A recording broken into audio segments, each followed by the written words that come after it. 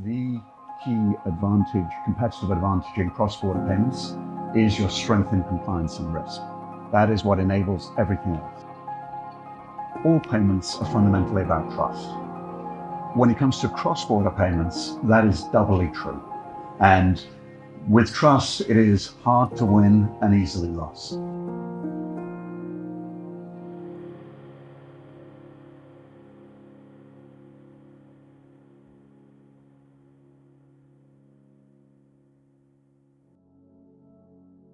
The last 5 years have been an incredibly exciting and eventful period for cross-border payments, for sure. It started really with COVID and the impact COVID had on businesses all over the world. It really drove businesses to be far more digital than they had been before. And once they became digital, it created opportunity for them to expand their global reach and their global markets.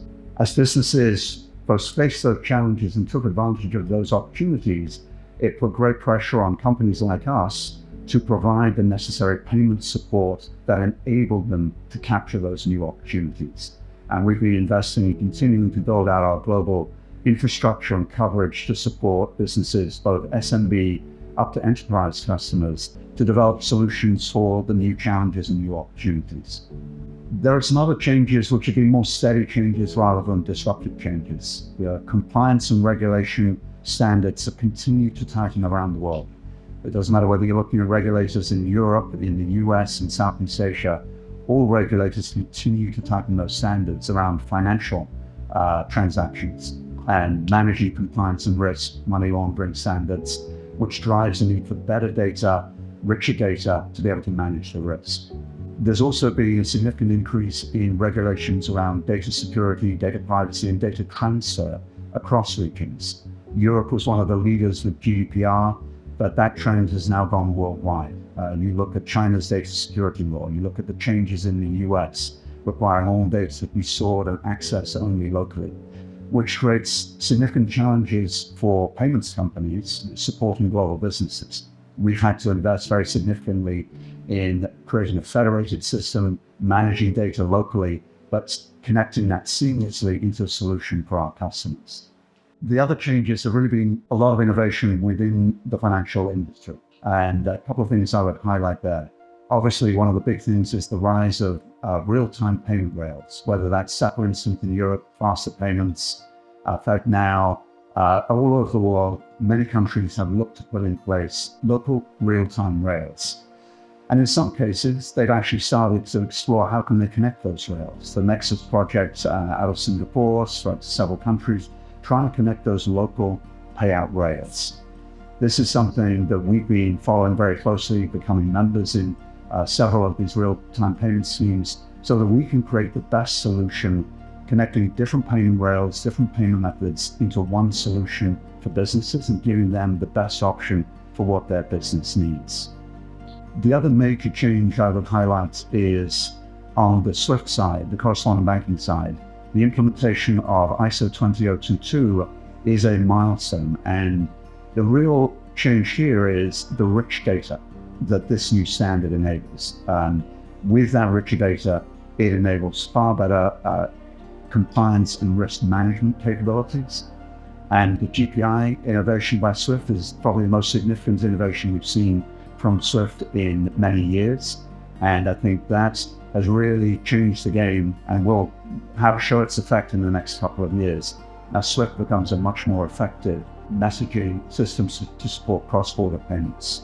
We're collaborating with SWIFT on how to extend that even further in terms of interoperability, because where payments go outside of the banking system and they go through local payment rails, right now that's not captured within GPI. There's opportunity to recognize the need for comprehensive data across the entire payments chain and bring all of that together. And then I think the final thing I'd highlight is really disruptive technology coming to the fore. And AI has exploded onto the scene in the last year or two. DeepSeek, Gemini, ChatGPT, all of these tools have gone mainstream in their usage. But I think what's really going to be exciting for the cross-border payment space is not just the efficiencies that can enable in terms of KYC, risk management, and sort of the operational benefits you can drive, but actually going to the next level of establishing agentic payments. And that we're at the very early stage of, but I'm excited to see how that will develop and how we can leverage that in the coming years. I think the trends are really similar across most regions of the world, whether that's compliance and risk standards getting tighter, whether it's looking to develop local real-time payment rails, PIX in Brazil as well. Other countries are doing this around the world. And how do you manage risk in real-time payments? Because with real-time payments, you do create higher risk issues.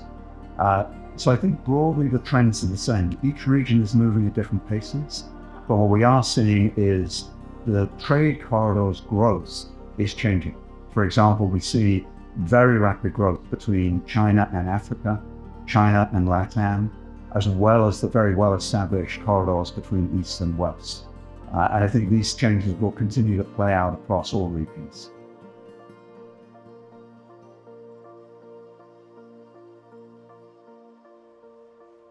Within the cross-border payments world, there are obviously banks and fintechs. Originally, people thought of them being in competition, that fintechs were going to challenge or cannibalize banks. Then things moved to a phase of fintechs getting services from banks to support their payment solutions. And then thirdly, it moved into banks, in some cases, looking to get services from some fintechs, whether it was for additional coverage, for RegTech, or other specific capabilities. But where we are now, I think, is at the beginning of a significant shift in the relationship between banks and fintechs, and in the world of fintechs overall, because fintechs rely on banks to be able to operate. And as banks are under increasing regulatory pressure, just like fintechs, they are under scrutiny and getting more selective about which fintechs are within their risk appetite. And so I think what we're going to see is there is a wave of innovation in fintechs. A lot of fintechs will find it harder going forward to get the banking support they need. And the key here, and it's what we've always believed in, is the key advantage, competitive advantage in cross-border payments is your strength in compliance and risk. That is what enables everything else. So with that pressure on the banks is one aspect. The other is that we are seeing enterprises have become more and more sophisticated, and they recognize that banks have unique capabilities, fintechs have unique capabilities. And actually, the best solution for a global enterprise may often be a hybrid model of bank capabilities and fintech capabilities. We recently partnered with a global tier one bank to create a custom solution for one of the largest businesses in America. And I think this is a bit of a milestone, certainly for us, and I think a milestone of the direction where things are headed, where it will become a hybrid model where it is not banks as customers of fintechs or fintechs as customers of banks, but for the right fintechs and the right banks being able to create the best solution to provide global coverage to a major enterprise. And linked to this, I think, is going to be a rethinking of how you look at financial services. It's always been a very hard black and white line, I think, between a bank and a fintech. That line has become increasingly blurred. I think in many ways we operate more and more like a bank in some of the capabilities we provide to our customers. There are banks who operate more and more like a fintech. We partner with Clearbank in the UK, one of the first banking license in the UK for over 200 years. And in many ways, they operate more like a fintech. They are not depository. They don't do financing. They are a payments bank. So there's a convergence and a blurring in one way. But the key thing under the current regulatory and risk standards that are required is the new dividing line is going to be between tier one financial institutions, both tier one fintechs and tier one banks, and those that are not tier one. And so I think we're at a point where we're very excited. We have developed very strong partnerships with many of the tier one global banks and regional banks, and we invest a lot in collaborating with them, understanding their needs, sharing our capabilities, and seeing how we can work together in new ways. So this is a major focus for us going forward, is taking a new approach to how banks and fintechs work together from the point of view of creating the best solution for a global enterprise.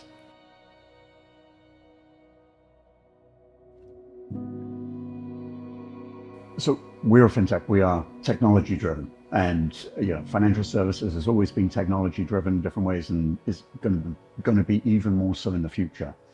But I think from an investment point of view, you can really look at technology in four different ways. There are some technologies that just really improve efficiency, and I think some of the early use cases of AI are really going to be focused on how do you improve operational efficiency. That is not so strategic. I think where it gets more interesting is when you look at technologies that do one of three other things. The first one is interoperability. If you're a global business and you need a global payments infrastructure, there is not one payment channel, payment method, which is going to be the solution everywhere. You have to understand and invest in building out local capability for a fintech like us, building local capabilities around the world so you can take advantage of the best technology in that particular market. So I think that's a key thing. Local rails, very important, not just relying on correspondent banking and SWIFT. The third area, which is critical, and again, the theme of compliance and risk is always a front and center for us, is around what technologies enable better trust. Because when it comes to cross-border payments, the key issue is not actually speed. It's not like consumer payments where you need that instant payment. Cross-border business payments, inevitably, it is not instant. If you're an enterprise using one of the big ERPs, you will upload your transactions in batches. It is not so much the absolute speed, it is about reliability. And for reliability, you've got to have invested in the technology to have the interoperability and to have the very, very rigorous standards of risk and compliance, gathering the richest data, ensuring transactions are cleared first time successfully. So that is, I think, absolutely critical. And then obviously, you've always got to be leaning into what are the new transformative technologies. And this is where AI is clearly the number one focus for most companies right now. And we are going to see that develop very, very quickly in the next several years.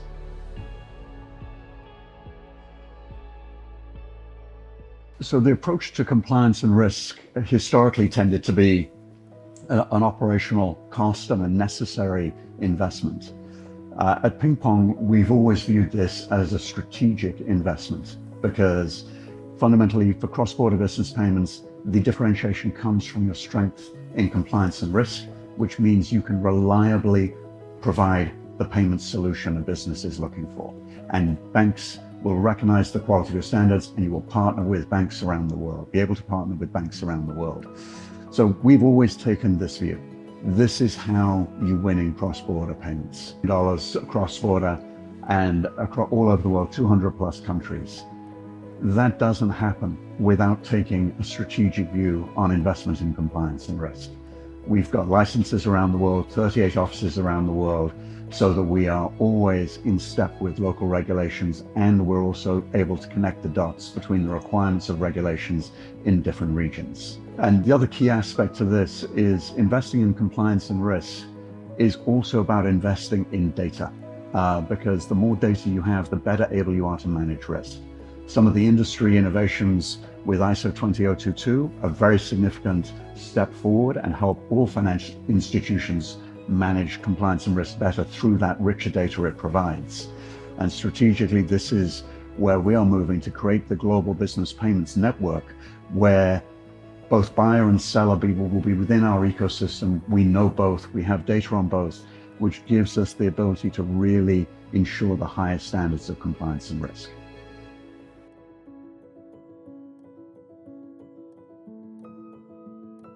So I think looking forward, there are a couple of trends I think are clear. What we're going to see is a consolidation. Previously, where enterprises have to manage multiple payment partners, put together a patchwork of different capabilities, is both not just expensive and inefficient, it also limits their flexibility because they have to work across this diverse set of payment networks. That is something that we focus on heavily, is providing that global one-stop shop for global coverage and full suite of payment capabilities, from collections, multi-currency, sophisticated FX, payouts, acquiring and issuing. all within one platform. So I think there's going to be consolidation, not just for cost savings, but because it's essential for business strategy and flexibility. Another trend related to this is going to be a focus on interoperability and recognizing there is no one payment method which is the best on a global basis. And what companies are going to be looking for is partners who can help provide that payment orchestration across different regions and also ensure the compliance standards are met across the board. So I think in summary, what we're going to see is a much clearer focus on what is truly essential in cross-border payments.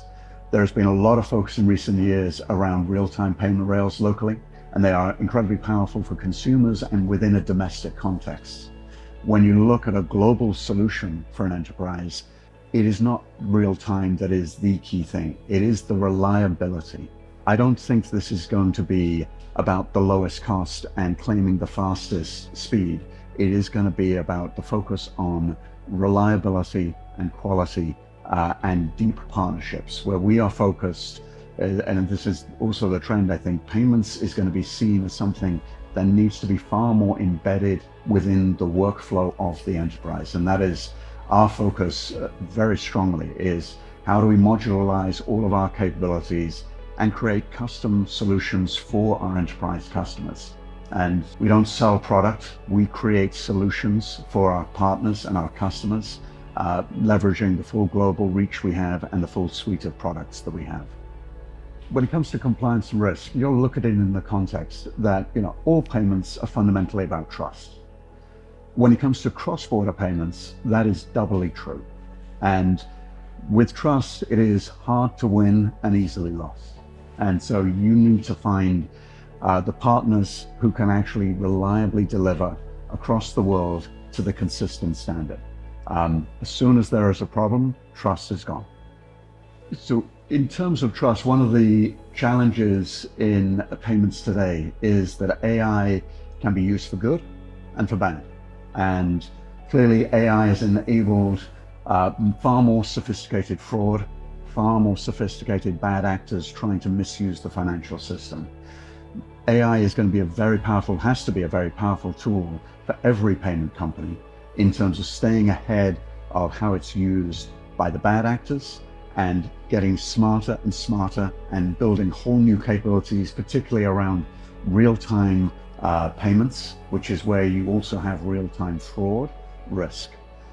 It's also critical in getting far more sophisticated in KYC and KYB and avoiding the synthetic identities that AI enables bad actors to generate. So I think AI is broad. Initial use cases are honestly probably more focused on efficiency, but this is where it is going next, is to really power much more sophisticated risk management. And then obviously into the future, we can move into agentic payments.